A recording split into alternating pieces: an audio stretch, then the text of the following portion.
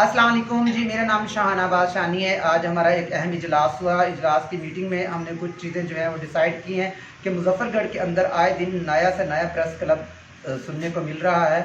सहाफ़त एक मुक़द्दस पेशा है जिसे कुछ लोगों ने खिलवाड़ समझ रखा है और आए दिन ओहदे बांटे जा रहे हैं और नए से नए प्रेस क्लब के नाम सुनने को आ रहे हैं। आज ख्वाजा साहब ने फैसला किया है कि सहाफ़ी बरादरी के हकूक़ के लिए हम लोग मैदान में आ रहे हैं। आज हमने अपने प्रेस क्लब की ख्वाजा साहब प्रेस क्लब का संग बुनियाद रख दिया है और बहुत जल्द हम लोग ऐलान करने वाले हैं, ओहदे अपने बांटने वाले। पूरे डिस्ट्रिक्ट मुजफ्फरगढ़ की तहसीलों से हमारे राब्ते हो गए हैं। सहाफ़ी भाई से गुजारिश है कि आप एक पेज पे आ जाएँ, एक जगह पे आ जाए। ना ही तो यहाँ पर कोई तालीम देखी जाती है, ना भी यहाँ पर कोई मियार देखा जाता है और प्रेस क्लब बनाना इतना आसान हो गया। हमने सोचा क्यों ना हम प्रेस क्लब बना दे। इंशाल्लाह ख्वाजा साहब प्रेस क्लब जिंदाबाद।